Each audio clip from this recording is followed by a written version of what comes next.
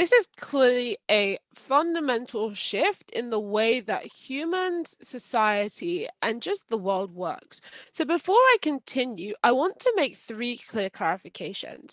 The first is that this is obviously an invisible supernatural force. The way we envisage this is something similar to magnetism. We think this will be relatively frequent, and we think that individuals will almost be struck with it in like a similar fashion to the way that you're struck with lightning, probably for a short period of time, maybe even a second. We don't think that that particularly matters, but what we think matters is that it imparts a long chain of memory to your mindset in the way that, you know, temporal events don't really need a specific chronological length in order for them to be imparted. So you can be struck by lightning for a second.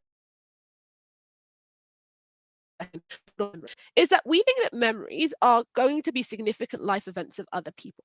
Why? Because memories are different to experiences. If I tap myself, that is an experience. It doesn't mean that I'm going to remember it, and it doesn't mean it's going to be imparted. We think that memories are episodic. You internalize them. And in order for you to have had the original person to have had an emotional response to the memory in the first place, it necessitates that this is a significant event which is being passed on.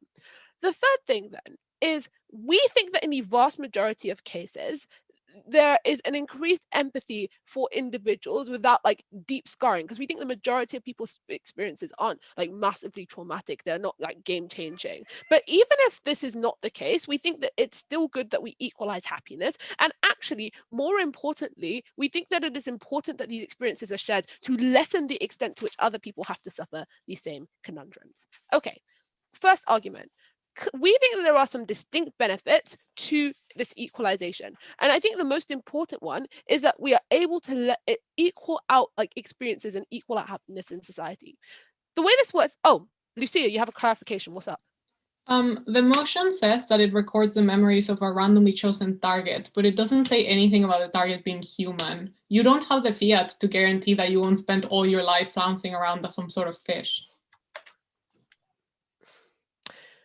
If non-human things have the extent of capacity that they have memories which are transferable, then clearly they pass the barrier that we should be treating them as equals. We think that that is a fair thing for us to say. Insofar as they pass that moral boundary, we think that we are literally, in addition to all of my benefits, adding stopping the rampant genocide of animals who have equal capacity to humans. Thank you for giving us a benefit which is going to win us this debate. I'm probably not going to expand on it, maybe Ron will. Okay, why are we leveling our experiences? So I think the important thing here is that there are obviously a spectrum of individuals in the world. Some people will have like better experiences in life, some people will have worse. But we think that the way in which that often aligns is based on your inherent characteristics or the way society treats you, or just inherent positions of privilege. So for example, being richer often gives me access to a higher quality of life, which means I have more memorable experiences of floating around in a yacht. Coming from Northwest London gives you less, or actually like in a global context, coming from Sierra Leone probably gives you a worse context of experiences,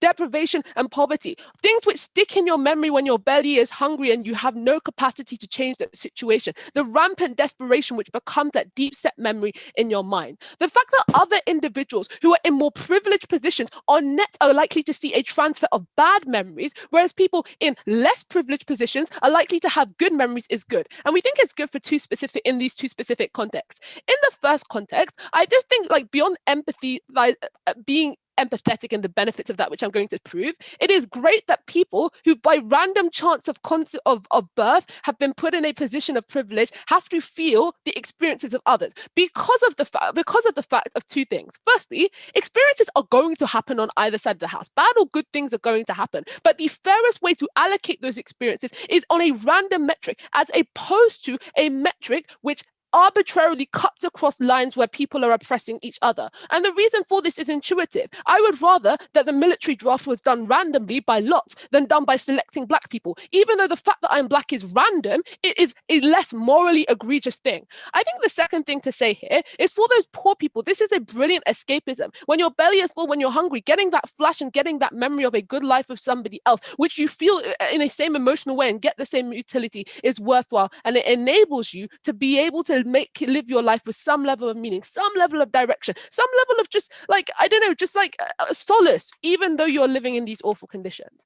The second distinct benefit we think is that people become more empathetic, and that's just a good thing. And we want to make a very simple claim here. The majority of the world's problems are driven by a lack of insight into other people's lived experiences. Because you can know or you can quantify other people's experiences. You can say 1 million kids are starving in Africa, and you can passively see it. You can see the suffering of others, but you can never feel or experience that. And I think this leads to the harm that you cannot weigh other people's experiences accurately in your lives.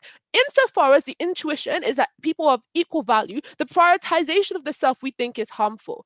The first reason is because you create a false morality of proximity. So for example, you tend to just arbitrarily devote your resources to those who are closest to you. The beggar you see on the street, your child gets to go to private school, whereas other people who are suffering worse disutility in the world get no help or no support, even though you have the capacity to help them, specifically because you weigh what is closest to you more. I think the second thing is that you weigh things and your own needs versus greater versus others, because you just cannot conceptualize and weigh other people's needs because you have a limited capacity to empathize without being in their situation. I think the final thing is just understanding the situations of other people. So if I tell you that I'm experiencing microaggressions, the fact you can't understand what that feels like means you can't weigh it. It means that you're far more likely to disregard it. That uniquely changes it on our side. The second broad benefits that we get are of aiding other individuals. I want to give you an analogy here. If I have a friend who's crying and I try to give them logical advice and they get angry at me, say, all I want you to do is listen, but I just genuinely can't understand why. The reason is because I've never had that flash or that experience wash over me. Given the premise of this debate is that we get to fiat that more people get more diverse experiences of other individuals, at least to some extent, people who have some level of position of power are going to know what other people need, because people usually know what they need for themselves. The biggest barrier is their capacity to act. If some more privileged people get to understand what those people need and they deem it as important because they also experience these random things, there's also a mechanism through which you might suffer from those random experiences in your life, no matter how settled privileged you are. So you're more willing to give money, you're more willing to help other people, you're more willing to dismantle structures which would previously have been not beneficial to you. I think we need to weigh this. Privileged people on net are the ones who are losing in this debate. Unprivileged people whose lives are hell are the ones who are on net are harmed in this, are benefited in this debate, just on a trade-off of who you should care about more. Make their lives bearable. I don't care about daddy's little girl. Vote OG.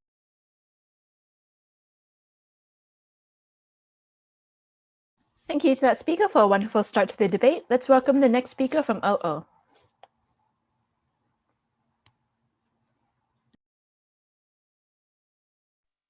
Okay, cool. Can I just check that I'm audible?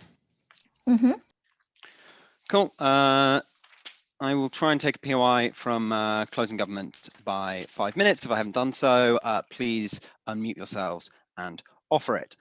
Starting my speech in 3, 2, 1. Okay, so the clarification that I wanted to offer, and I think it is really important for this debate, is at what point does this change occur? I.e., has the world always been such that you had this this thing, or does it suddenly just happen like tomorrow? Because I think that really changes what this world looks like, and is really important. I also just want to quickly address the clarification coming out of CO, because I do think the motion explicitly states that the memory is recorded from a person, unless you are going to be able to demonstrate that that animals are persons, which I think the average reasonable voter currently doesn't treat them as, because they do horrendous things to them, like kill them and eat them. I don't think that is actually in the debate. Okay, cool. Let's talk about substantive. First piece of substantive: weird changes to how society functions if this was always the case. Firstly, let's talk about like what happens when this is like pre-modern or even pre-civilizational ways that people understand and interpret this probably quite disorienting experience, right? I think that they are obviously going to interpret it as supernatural. I mean, it literally is supernatural, but I think that what they're going to do is ascribe to that supernaturality certain meaning. I think the most likely meanings are either some kind of divine intervention, like visions or whatever, or and I think probably a more likely scenario when you do not have like organized religious belief structures with like codified gods, etc., to do this divine intervention. Probably it looks like interpreting this as demonic possession, when you experience like the memories of some person from another community that you do not necessarily like have particular connection to, you probably interpret this probably quite unpleasant experience. You are getting a disorienting experience of someone else's memories, someone else's experiences, something that feels very jarring with your own conception of yourself and your identity. I think that you're going to probably blame that on people. It means you probably want to lash out and kill the thing that is causing you to experience this. I think that this means that potentially you are more insular. But even if it's like, even if we take a better look at like a better option of this, and it's like seen as divine intervention in visions, etc., I think that it becomes much harder to dispel supernatural or like superstitious belief in society at the point where like everyone has effectively direct evidence or what they interpret as direct evidence of the divine. I think that means that we probably just like get the Enlightenment, etc., happening later. I think to the extent that we continue with shitty like moralistic religious stuff like the Catholic Church being more in control of people's lives for longer, that's probably a bad thing. Second thing about how this probably affects how society functions, I think it probably changes how you view empathy, right? I think OG like already do talk about the fact that this probably changes how you interpret empathy, that you are more empathetic towards people at the point where you are able to like directly experience their lived experiences, their memories, right? But I think what happens here is that you probably actually confuse this with what it means to be like to have empathy in general. It means you probably only ascribe empathy to those beings to which you can have these experiences with, right? You associate these things in your mind. Note that humans are very good at pattern recognition and very bad at identifying that those are actually spurious patterns. That's why we have fallacies about correlation and causation, right? I think that means that you probably are less likely on the comparative to ascribe as much empathy to non-human beings as we do under the status quo. I think what that plausibly looks like is just that it takes longer for people to start considering that maybe animals aren't automatons and we should care about them. It probably means that like of these 70 billion land animals that are currently slaughtered annually for meat, more of those are kept in factory farms in shitty conditions, because there is even like the small amount of empathy that we currently have, this current narratives we have around this, go away. I think that's really, really terrible, massive harm that Gov has to contend with. Okay, why is this going to be terrible psychologically for the people who experience this? Three things here. Firstly, I think that it's actually highly unlikely that you are going to be able to help the others who you get these experiences of directly. You're probably going to feel some sort of like a duty to help them. You've directly experienced the horror that they have, and I think that means that you feel some kind of obligation to get these people to help these people because you feel greater empathy for them. But note that the majority of people lack the ability to like change global systems that lead to billions of people being in poverty, right? I think that you actually get a sense of hopelessness, that you are going to continually experience large numbers of just horrendously traumatic experiences that you are completely unable to do anything to alleviate. I just think that is a really unpleasant thing for anyone to experience. I also want to note, secondly, though, that people who are in shitty situations consistently are able to build context and meaning around that suffering, and are able to rationalize it in such ways that mean that subjectively the disutility they experience from those external stimuli are less, right? You're able to build psychological defenses against the suffering that you experience. At the point when you are given this experience of suffering completely devoid of context, completely devoid of meaning, and completely devoid of your own identity construction, right? I think that means that you are much more likely to experience these this subjectively more acutely. So I think that this is actually worse than might be initially thought. Thirdly, just I think that this entire thing is kind of gaslighty, right? Like I think that lots of people already have somewhat fuzzy memories, so somewhat difficulty in constructing narrative, like historical narratives about their own experiences. When you are now no longer able to rely on the fact that those experiences are even yours, and you are probably having external actors with malicious intention, encouraging you to think that, no, that wasn't actually you who experienced this horrible thing I did to you. This was someone else who experienced a horrible thing done to them. I think you are more likely to question yourself, more likely to lack the ability to construct this identity. I think this is deeply like unpleasant psychologically. I think it causes intense paranoia. And I think this is just a really unpleasant world to live in. All these reasons, so proud to oppose.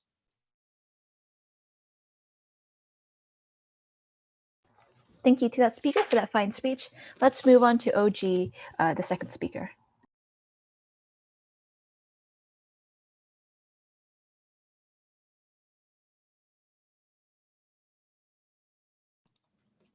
Can everyone hear me?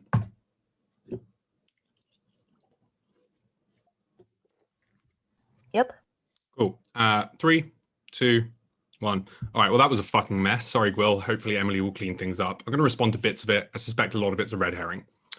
First clarification. This house prefers a world, as per every single other motion that was preferring a world, indicates that as long as it's reasonable for the thing encoded within the motion to have existed, it has existed for that long. So if it's like this house prefers a world without, I don't know, smartphones, obviously computers still get created. Given that this is a supernatural phenomena, it's probably existed for as long as the universe existed or as long as humans existed. I don't care. The point I'm trying to make here is that this is an integral feature of the development and evolution of human society, and therefore is likely to be something that people have by and large adjusted to.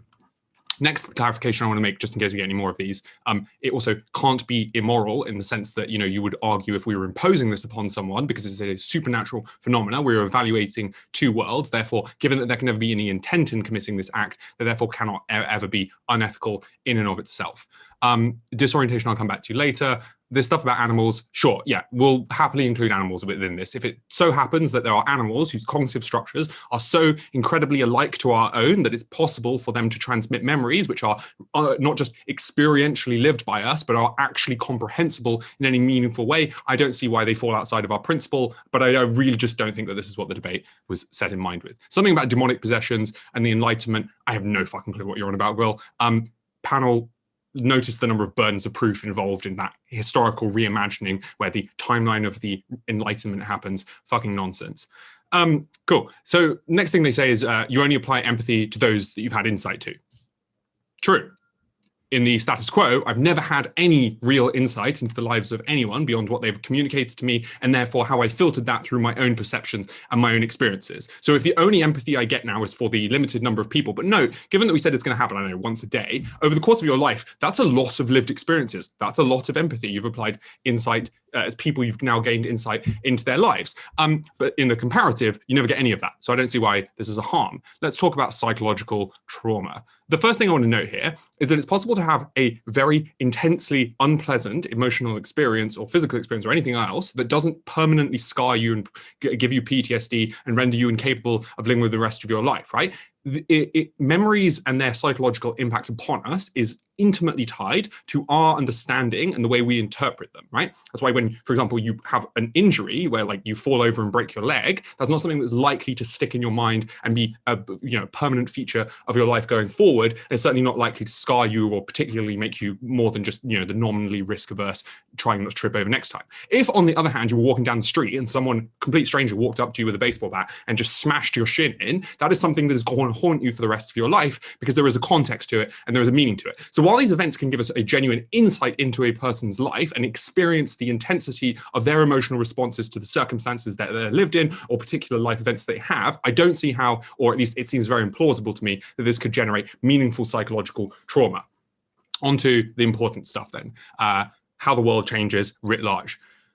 Gwyl says, a majority of people lack the ability to change the world, so even if they gain this empathetic insight, they can't change anything. Let's go back and break down that sentence word by word. A majority of people lack an ability to change. That is fucking farcical, isn't it? If a majority of people now have a desire to change something and they compose a majority of the world, but in this case it's almost everyone in the fucking world, then yes, obviously they have the numbers to change things. Let's just trivially use the mechanisms of democracy here. If everyone in society, or to say a large number of people, have now lived through the experiences of, say, I don't know, a third of your society is in poverty, it's very likely that everyone within that society has now had those brief insights into the intense, like, trauma and hopelessness hopelessness that poverty imparts upon people, and consequently, there is now a large number of people who are willing to vote to alleviate poverty, and even if it's only for the selfish reason that they won't continuously be bombarded by the memories of people who are suffering, and scales with how unpleasant it is, pick your poison. The next thing he says is people build cognitive self-defenses against suffering. So the memories that these people in poverty or whatever else it is impart into other people's minds through the recall mechanism won't be particularly poignant. This is, again, nonsensical. People who experience suffering become used to it. It doesn't lessen the intensity of their suffering. Quick intuition pump for you. If it was possible that just suffering over and over again eventually stops being real suffering, then there would never be an instance in which people, suffer so much that they want to commit suicide or whatever, right? Clearly people don't acclimatize their suffering. That's not how the human brain works. You just cope with it. That's not equivalent to not experiencing the intensity of suffering, right? Apply this to any number of other instances. So what I then want to proceed with here is, go on, Sia. I'm a bit unclear. Is your argument that people don't have memories of situations in which they have suffered a lot? Because the fact that people get PTSD seems to imply that they actually do remember those things pretty well. The person who suffers a traumatic experience is, yes, at risk of PTSD. The person who this recall mechanism transplants the memory into their brain is unlikely to. They're likely to understand that this was an incredibly serious event that happened to someone and they suffered intensely from it, but they're not likely to themselves develop PTSD because there's nothing contextually within their own life to tie it to. Moving on then. The bold overlining principal claim that exists within our case is as follows. It's not that people being forced to live through the suffering of others on our side of the house is itself immoral. What is in fact immoral is that on their side of the house, people don't experience the suffering of others. I'm going to go through beyond what I think Zarina has already excellently explained, but flesh it out in a couple of places more. First thing I want to know, if the net balance of memories is negative, and therefore this creates a reduced utility in aggregate in the world due to people being bombarded with predominantly negative memories, that is a genuine reflection of the world. I don't see any reason why, if the aggregate state of humanity is one of net suffering, i.e. that's what they remember, and therefore that's what the recall mechanism picks up, statistically speaking, then I think that is better that people know, rather than the privileged people who otherwise have no impetus to correct that, simply can sit back because they never experience it and it never has any particular bearing on it themselves. The next thing, and I think Zarina explained this perfectly, but I just want to clarify again just how important this is. It's not that the majority of people in the world are intrinsically evil or bad. It's that they simply do not have, yes, it's the meme word, epistemic access. They know that people are suffering, but they don't know what that means because they've never had the lived experience of what that suffering entails for that person. This uniquely provides it to them. It won't get it in all cases. I'm not pretending like this is going to magically transplant all of the worst memories of people in one big go, right? But over the course of your life, the accumulation of that means that you have an insight into the composition and experiences of humanity that you can never get on their side.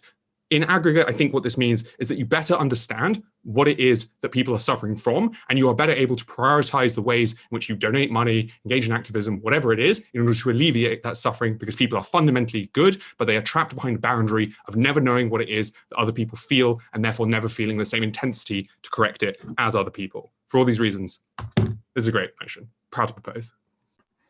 Thank you to that speaker for that great speech. Let's welcome the next speaker from OO.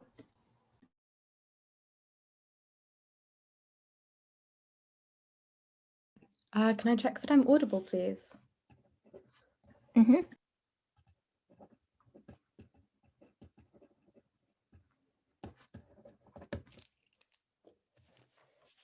Cool.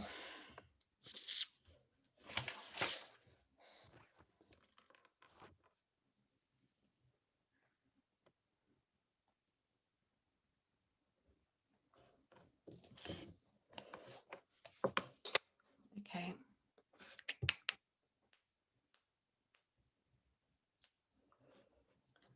3, 2, 1. I think it's very strange that Ron doesn't actually interact with a large portion of what Gwylim tells you, because if this has existed as a supernatural phenomenon from the beginning of time, it is a deeply alien and unconvincing aspect of the way in which we live our lives, which means every aspect of society has been fundamentally changed. It is a supernatural phenomenon that cannot be explained with science because it is necessarily outside of our current bounds of what physics gets up to. And that means that you have very little capacity to rationalize or fully understand it. Every aspect prospect of jumping forwards in science has meant that we could re-explain what it means to have paranoid, schizoid delusions, etc., which meant that we could rationalize it in terms of chemical compounds, and we could understand and make meaning for those people. But at no point in society moving forward will we ever be able to understand why for a large portion of your life, for an hour a day or maybe a minute a day, you get to become an octopus, a dolphin, a whale, someone from China, someone from your next door garden, etc. It is something that overwhelmingly is likely to create and instill huge amounts of fear and terror that people necessarily engage in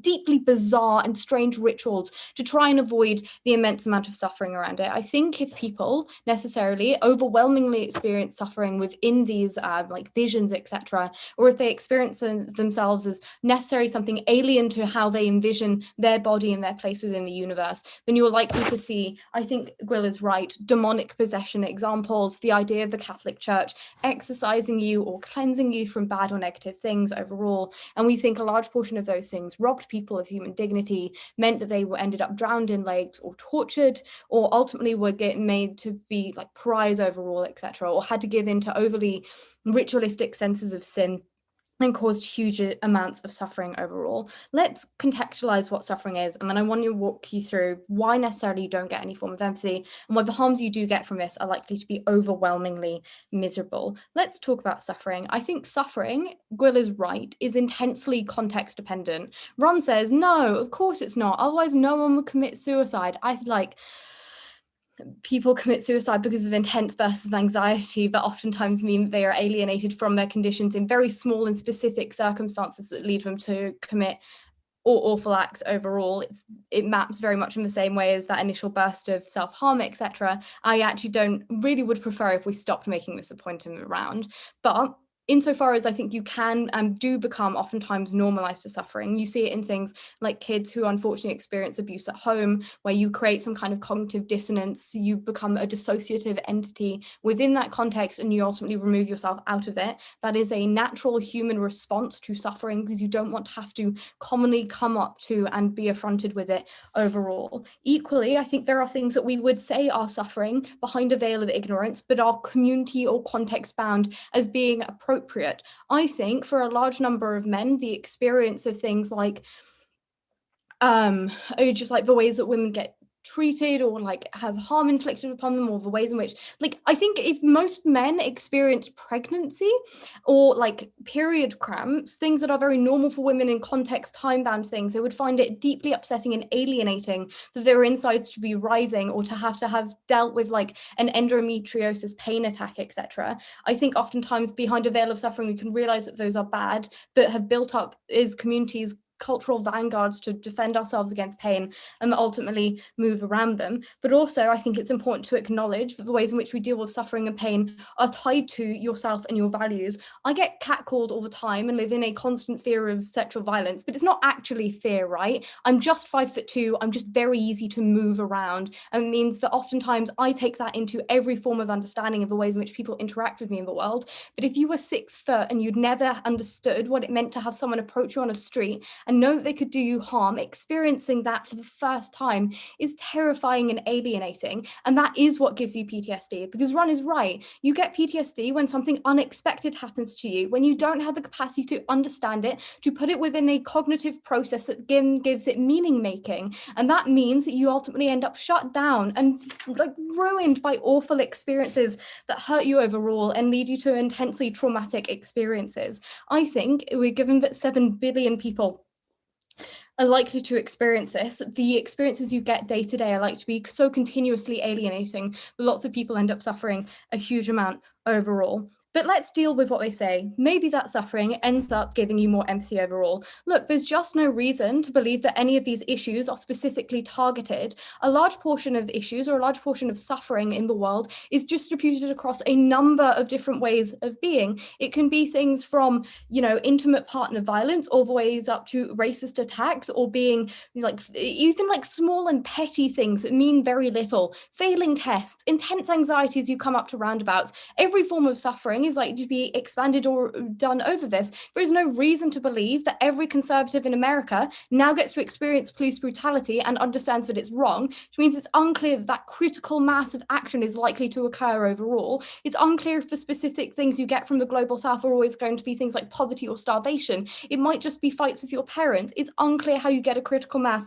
The change, that means you don't get things like targeted diplomacy or direct charitable links or any form of meaningful change overall. But equally, insofar as most of the world tends towards suffering, suffering just distributes back to those who suffer overall, which means you get a double jeopardy of misery. I'm not sure why, on their side of the house, if you experience day-to-day racism as a Black man, you then want to go and experience what it's like for a woman of color to experience sexual violence. I'm just not sure that that's something that anyone is meaningfully helped with. But equally, panel, I'm just not sure that the privileged deserve things like alienation or gender dysphoria or other forms of suffering. It might mean that you are more likely to make moral actions, but that treats you as a means to an end that ultimately helps no one. The legitimization of that act is contingent on you actually alleviating what actually causes that pain, but I don't think we have any meaningful solvency for why that's likely to occur. But additional to that, even if, let's say, everyone in the House of Representatives now experiences police brutality and understands what it's like to be racialized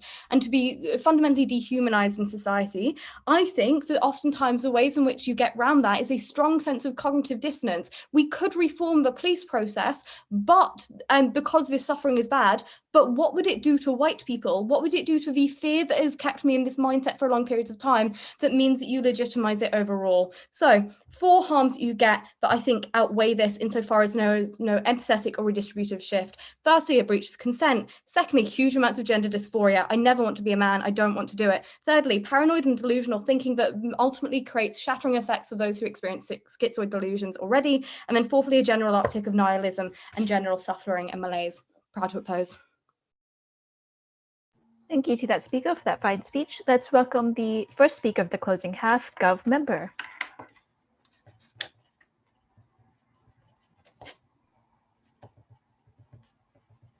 Okay, can you please confirm that you can hear me clearly? Mm-hmm. In that case, I will start in 3, 2, 1.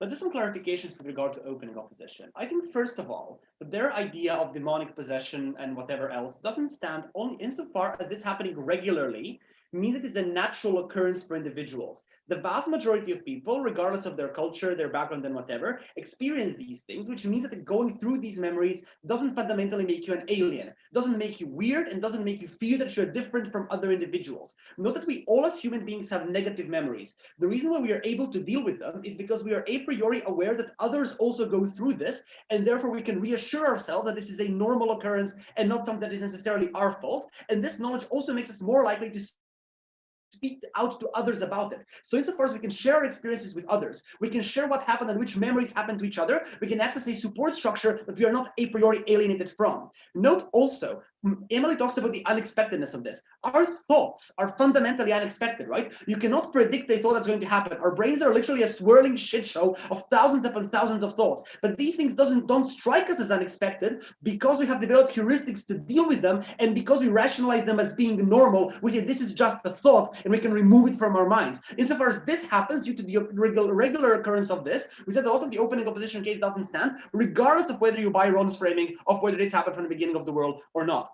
But secondly, even if opening opposition is correct, and this creates a lot of trauma, things like gender dysphoria, know that humans have developed a penchant for creating structures of aid to fundamentally deal with their thoughts. This is why we have things like therapy, an entire science developed around cognitive behavioral therapy and mindfulness, apps that help you literally police your thoughts, techniques you can use to help yourself. We think that humans are very likely to develop this if this is a large occurrence. I think, imagine, a positive externality of this motion is the development of mental health treatment. Not that this is something that has been stigmatized by structures like traditional families, the Catholic Church, and so on and so forth. Insofar as this now becomes a common occurrence which doesn't discriminate, you have an incredible amount of political capital to provide funding to the NHS for people to have free mental health services. This may become a part of health insurance in some countries, like literal something you get from the state. Why is this important? Because most of us have mental issues. Most of us have negative emotions. Most of us have traumatic emotions. That's not much of a delta. The delta is how much aid you get for it. I think that's a positive externality on this motion side of closing government government, which is why we win. But what I want to talk about in an extension is innovation and knowledge.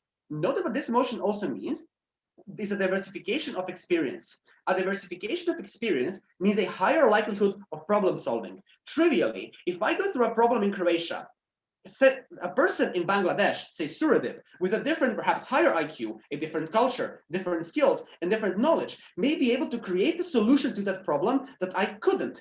Different combinations of intuition, expertise, and experience, in conjunction with triggers such as these memories, produce different inspiration to craft solutions. Note, for example, that humans have been able to produce things like mugs for Parkinson's patients because a lot of people had these people in their family and they wanted to make a way for them, for their hands not to shake when they hold a mug, which is why today have the hand steady mug, which allows these people to drink their coffee without shaking and spilling. Note innumerable young innovators who within their local communities face issues like pollution, like not having potable water, like not having a feasible electricity supply, who then innovate within their own communities, who then communicate with local professors and universities to try to devise solutions. The trigger is the experience that they have, which they then cross-reference to the skill set that they have, to the problem-solving skills that they have, and to the specific culture and IQ that they have. Insofar as we diversify the experience of human beings, we diversify inspiration, we create specific triggers for individuals around the world to devise different solutions that can then be patented and marketed to the entire world, that can then be seized upon by scientists and universities who can develop them, that can then become things that arise in markets and that governments can use as policy solutions. Not trivially, progress happens by chance. That's why we have the story of Isaac Newton being hit by an apple in the head. But also a lot of scientists who dreamt something, who looked at children playing in a park and imagined them as particles and atoms. And this then inspired them to create solutions that maybe were expensive in the short term, but in the long term became mainstream. Insofar as we diversify experiences, which means we have more cross-references of intuition and expertise with different triggers, we are more likely to get important solutions. And this is how we answer opening opposition in terms of Gwylim questioning whether we can actually get change in society. This is the mechanism how we get change. We don't need a critical mass. We just need to increase the happenstance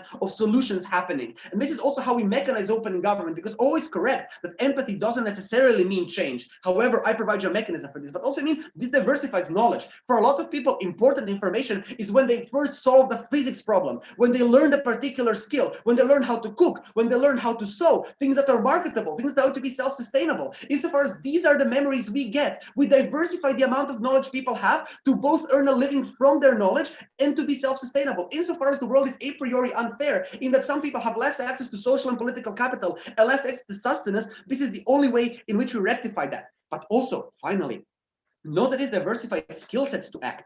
I'm not sure to what extent OG has an impact, insofar as most people are empathetic to some extent. Most of us are like, oh my God, I saw a cute cat. Most of us don't want people around us to hurt. The problem is that a lot of us don't have the capacity to act and don't have the idea of how to act. Some people are better suited at being faces for charity and crowdfunding. Some people are very good at being activists, going door to door and telling people to vote. Some people hold public speeches which move millions. This is why a lot of children care about climate change, but only one Greta Thunberg spoke in front of the UN and managed to create a global climate strike. Insofar as we diversify experiences, we create more chances for this to happen. Before I expound more on this, I'll take opening opposition if they have anything.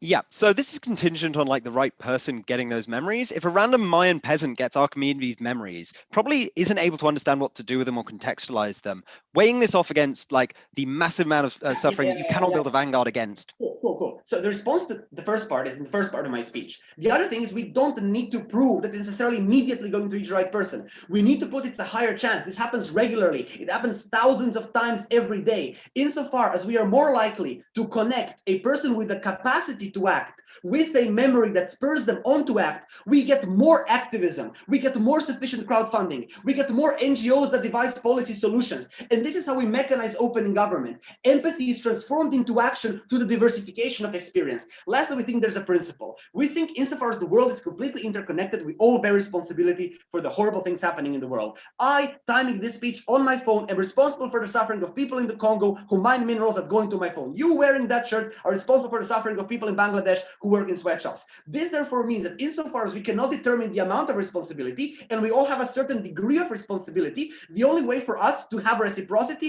is for all of us to share the experiences that come from that responsibility, because we cannot have epistemic access to anything else in terms of fairness, but reciprocity comes from being responsible for someone else's suffering. For all of those reasons, we mechanize opening government, we respond to opening opposition, closing government goes through. Thank you to that speaker for that fine speech. Let's now listen to CO. Hello, can I be heard? Yes, you can.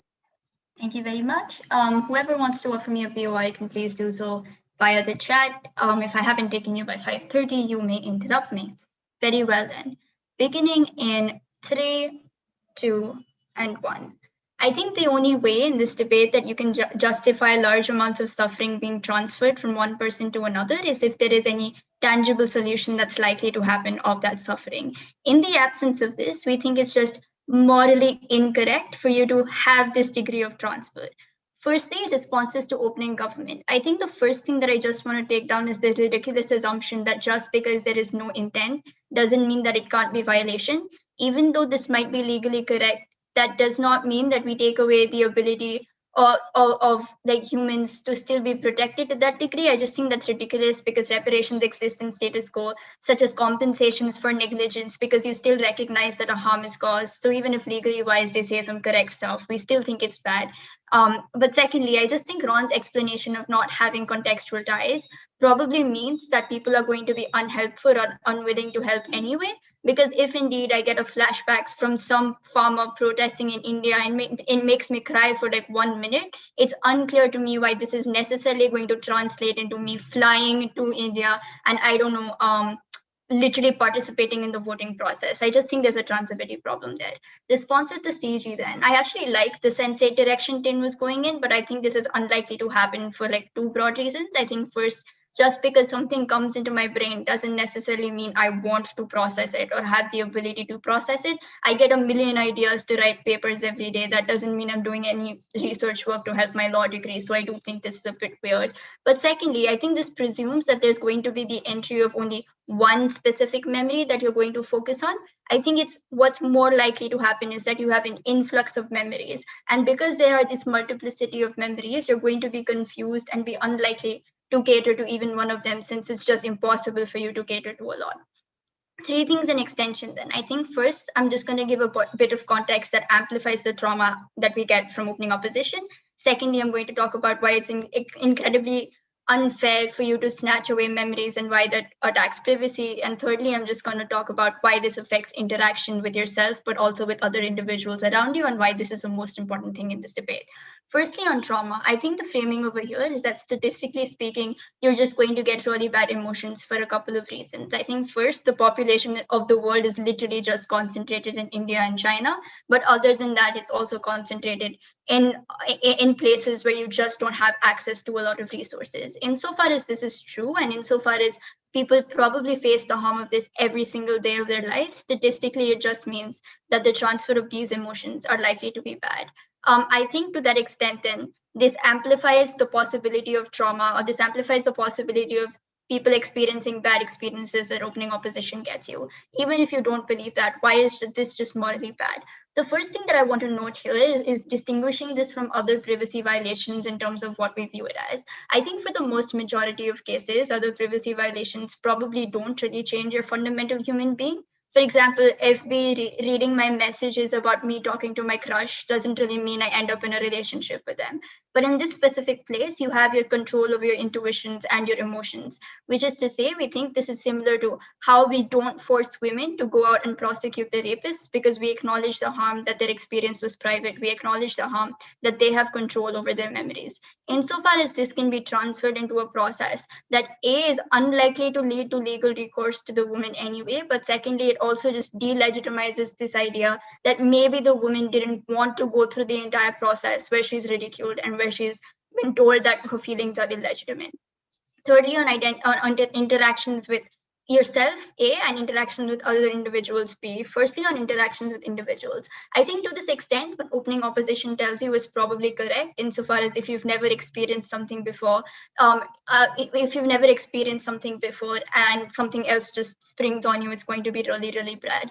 But I think the important framing over here is that the way that we evolve as individuals is that we're able to track our changes in a manner that we perceive to be the most stable. So for example, people have told me, like literally society tells me that I'm expected to behave in a certain way. So questioning people all around the world in terms of the only way I'm slightly sure of my identity is to constantly affirm it and reaffirm it at all periods of time, because this is the only way I can counteract against the forces against me. If I get some weird image in my head where I suddenly see a man, or where I suddenly feel repulsive against a woman, this is just going to make me feel like trash, and I probably amplify a lot of the trauma and harms that we experience. But the second reason why stability is so important is because people reflect on their past experiences to see how they actually grow as individuals. I think this is crucially important because the way that you experience your own emotions and your own emotions and your own memories is also how you translate this into interacting with other individuals.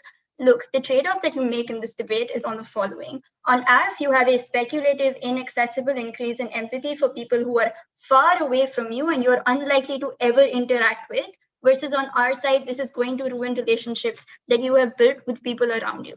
Why do we think this is true? We think in status quo, I think stability is important for individuals with people around you for a couple of reasons. One, I think the reason that you just like your friends is because they do probably like small little tokens of appreciation because they know the way that you behave. The point at which you suddenly get some memory that is literally opposing this is probably going to lead out to you resenting the actions that your friends take for you and things like that. I think this just meaningfully damages the relationship that you have with people surrounding you insofar as they don't know what you want and you don't know what they want. But I think secondly, I think relationships are probably just built a lot around trust, right? And the only reason that we're able to have trust and the only reason that trust is built in society is because we understand the sharing of memories and for that to be a private process. So for example, if I trust you, Jacqueline, with some piece of information, it means that I'm trusting my own memories and my experiences that I've gone through with you as a specific individual, regardless of whether or not I want you to have the actual emotional response to it. I'm like opening myself up to you. We think this element of trust is essentially, if you want to go on a societal level as well, is also how society is built. But even if we don't care about that, I just think it damages your relationships on a fundamental level.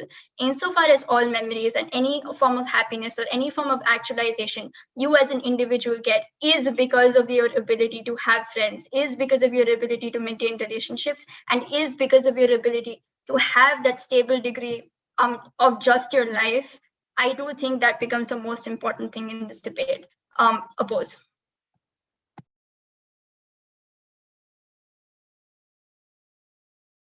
Thank you to that speaker for that great speech. Now let's invite the last speaker of the GovBench, GovWhip. Am I audible? Mm-hmm. Okay, yeah. 1 second.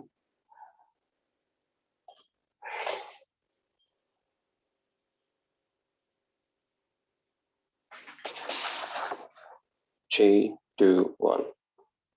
I think closing opposition was quite dismissive to one of our main extensions. And I'll start with that because I think it's quite important to note how important it exactly is. I think the way in which we view innovation in this world is that, oh, we have fancy things and that's great, is a very limited view of innovation itself. If you look at the world today, we have so many pressing problems that can literally save millions of lives. Things like malaria vaccine that has not yet been discovered and so on and so forth. Things like actual human sufferings being attached to certain problems that we still don't have any solution to, which like in a lot of cases is diseases, and also in a lot of cases things like climate change affecting certain other individuals in other places. So for example, people in like places like Maldives is disproportionately affected by things like climate change and so on and so forth. Oftentimes, the reason why we don't go for innovating things is because we ourselves don't feel an impetus for it, but also don't understand how important it can be to certain people. So what we're essentially trying to say here is that if you as an individual who is incredibly intelligent and probably studying in a place like Stanford, instead of actually going towards something like a Goldman Sachs career, which is like quite glorified within society, which forms a huge part of your expectations and experience, if you get a foray into a different form of experience, there is a huge probability that you will try to either solve a particular problem or go for a form of innovation. The only response that we get from both opening oppositions, POI, and closing opposition is, oh, but the chances are very low. But the chances are still higher, significantly higher than your world, right? I think it's important to note that like gravity probably would have been discovered earlier if someone else had that apple fall on them when they were contemplating about things, and it just happened to have happened for Newton. And this can be true for a lot of other things as well. And this is particularly important within the context of this debate, because there are so many pressing problems in the world that we are yet to solve, which means that this alone itself can affect millions of people's, just imagine this, just one innovation out of everything else could potentially affect the world in a radical way by saving so many people. I think one of the reasons why we have the COVID vaccine so fast and no other vaccine of diseases that have rampantly affected Africa and places like South Asia is because people just didn't experience it. But COVID, everyone experienced, and suddenly we have the fastest vaccine in the world. Cannot be a coincidence. There's definitely a link between your lived experience and a link between innovation. I think that link is incredibly strong, and that experience can only be transferred through this supernatural mechanism. Now, with that being established, I think that in and of itself should win us the debate. Let's move on to the certain things that we got from opposition. I think it was very similar along the lines of like different aspects. So, for example, amplification of trauma and the fact that this in and of itself is problematic. Also, I think it's important to note the whole, note the whole principal point as well. Like the whole privacy thing. If it's something that is happening supernaturally, it's not really a privacy violation. A privacy violation happens when there is an actor acting accordingly. So, for example, if the government is violating your privacy, that's an issue. But more importantly, I think Tin already gives a response to this by saying that there is a principal impetus for it, which is say that if you yourself are actually to a large extent responsible for the things that happen to a lot of other people, because your actions cause a lot of other problems within the world itself, then you probably deserve to experience some of those harms. Now, with regards to things like trauma, etc., etc. Now, I think it is important to note here in this particular instance that human beings develop coping mechanisms in very different ways that act in very different ways. What do I mean by this? I think, yes, there are things like PTSD, trauma, etc. that people experience. However, it's important to note that a lot of these things that become really bad mental health issues are an aggregation of a lot of things as opposed to bits and pieces of memory. So, for example, memories, yes, can form a huge part of that experience of PTSD trauma, but a soldier goes through PTSD because of an aggregation of the experiences that they have during war. So even if that soldier's 1,000 memories are transmitted, those 1,000 memories are likely to go to 1,000 different people, and therefore they're likely to experience 1/1,000th of that intensity of that experience, and therefore not have that problem as bad. Which is to say that even if that bad problem exists in the worst case scenario, it is not as bad as both the opposition teams would have you believe. That's first. But number two, I think in a lot of ways, human beings cope with things differently. Which is to say that before, like if you look at the 1900s, then we probably did not have any response to how people should experience gender dysphoria. And that was like an exceptional experience. But nowadays, we do have the ability to a large extent, advise people on how to experience gender dysphoria and what you do when you experience gender dysphoria because of research and scientific knowledge, etc.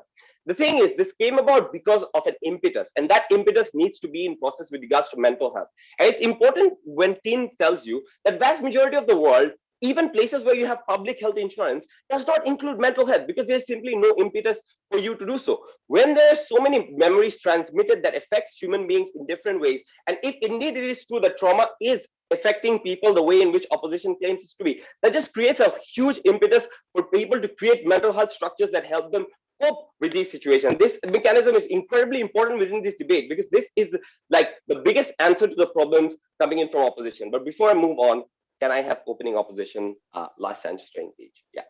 Being depressed doesn't get better if I'm on antidepressants. I still have to go through that suffering. If that suffering is overwhelming and constant, minimal downward shifts of change aren't going to outweigh it and is going to mean that overall people's lives are commensurately worse. I think things like depression are like, first of all, more common than you think it is.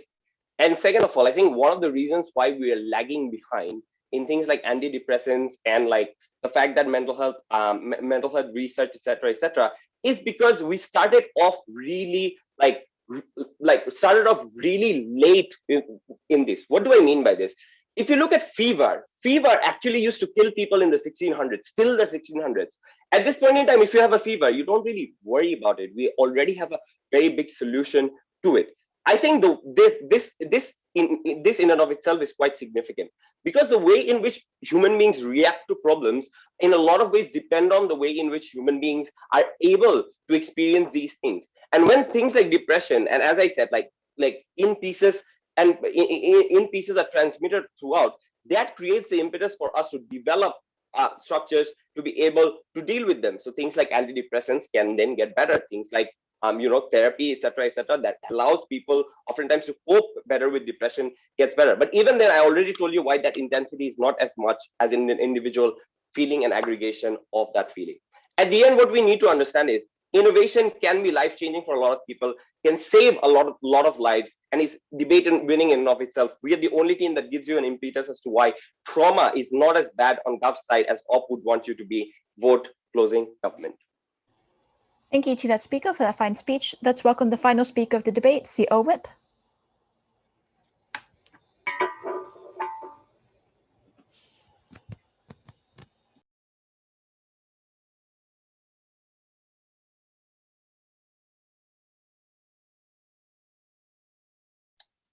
Cool. Am I audible? Mm-hmm.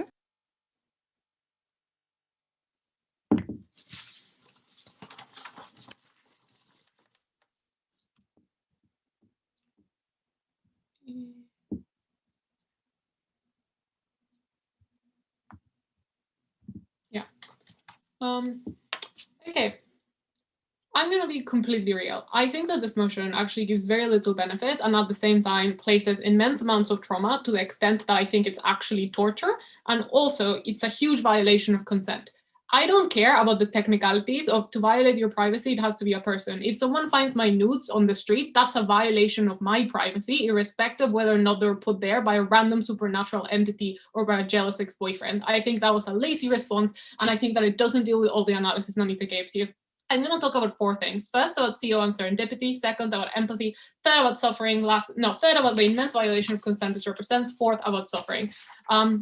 First, let's deal with CO and their serendipity mechanism, because I actually originally thought it was kind of like fun and interesting, but then I thought about it more, and I remembered the second law of thermodynamics, which says that entropy in a closed system always tends to a maximum. The reason why this is important is because all of this memory transfer is absolutely random. So it is probably true that in the world of CO, in some situations, the transfer of memories will lead to someone having an incredibly good discovery. It is also, however, true that the opposite can also happen, and in some situations, the random transfer of memories actually leads people astray and towards making either terrible mistakes, terrible discoveries, or I don't know, creating genocide. So I don't think that they can claim it only happens in good situations. It's random, guys. You have no control over this. And therefore, I think that at best, you get no delta. I also think that overall the link between innovation and experience is kind of randomly made, right? Like the COVID vaccine happened because the entire planet focused at the same time on researching that one thing, not because we all had the same shared experiences. So I actually don't think that the serendipity argument gets them any benefit in this debate. Let's deal then with the main case that I think comes from both sides. That is with empathy. First, again, dealing with CO and their extensional trauma. I actually think that it's probably true that you're better able to deal with the memories that come to you. But I think that importantly takes out OO, who mostly rest their case on the idea of, you are going to be disassociated from yourself and it's going to cause you identity issues.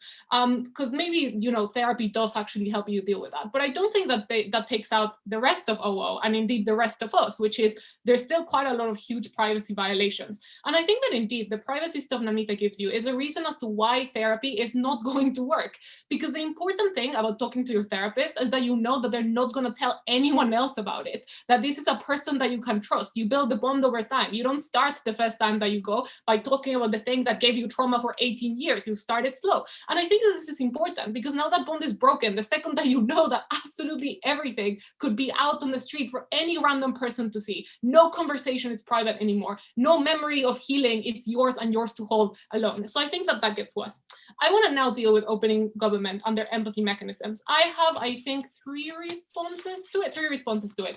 Firstly, is that empathy isn't just a feeling. Empathy is also understanding of emotions. And I think that that's impossible because as Ron himself tells you, You don't have a context for those memories. This is important, right? Because I, in Mexico, eat grasshoppers. We eat them a lot. They're quite common. Someone in the United States probably finds that disgusting. And indeed, you probably see that on the internet a bunch, people being like, oh, people in other countries eat really weird stuff. And I think this is important because if someone gets my memories of me really enjoying a grasshopper taco, they're going to go back to their own body and not understand why they had those memories because they themselves see it as disgusting. That only emphasizes not that we are the same, but rather that we are different, that we can have the exact same experience and still have different things under us. It doesn't make you more empathetic. It makes you further entrench differences when you feel people react in different ways to the same thing. It makes it worse. Note how this is a flip rather than just a response. So I think that this goes above and beyond what O tells you. Second, again, it is random, which again is terrible, right? Because it means that you have equal likelihood of getting the memories of someone who's being oppressed by Myanmar, a Rohingya, or equal memories of the burning hatred that flows through the veins of the Myanmar military every time that they see one. So it is deeply unclear if you want to be empathetic at all in this situation. Again, you can get the happiness of a Trump supporter shouting "build a wall" at a rally, or the feelings of a Mexican child locked in a concentration camp. Like, it is random, guys. You don't get to cherry pick that you only get the memories of the good guys. The third response that I have is that it doesn't actually give an impetus to fix things, because I think that that relies on suffering. And again, it's also probable that you get happy memories. So maybe you use it to justify oppression. You say, you know, poor people don't have it that bad. They're actually quite happy. I got the memory of one yesterday. I think that at the end of the day, what I have just done is I have shown you that there's actually very little benefit in regards to scientific discovery or to empathy. So now let's deal with the harms. But before that, let's talk about opening government, POI. The motion specifies that you feel the same emotional response as that person, not that you necessarily relate to it. What this means in aggregate is that there is no... Okay, fine. Like, I understand what the motion says, and that's exactly my point. My point is, you understand the you have the feelings, but you don't understand them. That's again my sort of, you understand the feeling of like deep hatred, but that doesn't mean that you understand it. It doesn't mean that you understand why the person's feeling oppressed. It doesn't mean that you feel more empathetic because you don't understand where the other person's coming from. So I don't know, like, I don't really get where we're coming from here. I think that this just means that you don't actually get more empathy because you don't understand, and empathy requires understanding. Okay, so having seen how there's very little benefit, let's go on to sort of the harms. Firstly, immense violation of consent. I actually think this is horrifying. I'm gonna maybe be a little bit graphic here, so I guess trigger warning. But imagine yourself when you're alone in your bed masturbating, and then someone's recording you, and it may be witness to anyone. Imagine when you're breaking down because someone just broke up with you, or your friendship with someone that you valued ended, or your mother died, and everyone again could be witness to that incredibly private moment. When you run, I don't know, like a secret anime Twitter, when you simp over 2D people, or the cheesy things that you say to your partner when you believe that no one is listening. Imagine the trauma of being like sexually assaulted or framed for a crime, and the fact that everyone gets to be witness to that kind of violation and humiliation. I just think it is evil that we prefer to live in a world where we actually take people's most sacred and dear experiences and we potentially give them to anyone. I think this is bad for two reasons. Firstly, because you always feel like you're being watched. Nothing is private anymore. But second, because you constantly feel guilt and fear over everything that you do in your life, that someone may one day be witness to those incredibly private moments, and that's terrible. We don't record people in their homes. I don't care if it's supernatural. It is massively violating consent and privacy. It is good that Ron only has the feelings and experiences that people have chosen to share with him, because no one is entitled to the things that you don't want anyone to know about yourself. Second thing, really quickly on suffering, because I do think that all kind of cover this, which is why maybe up bench. But I think that the more important thing is what Namita tells you, which is the problem isn't just that you're creating suffering, is that you're creating needless suffering on people who don't need it. If you believe that torture is bad, then I don't see why you would inflict it upon anyone else that has already suffered it. At that point, I think that preferring to live in that world is abjectly evil. Please vote CO. All right, thank you, everyone.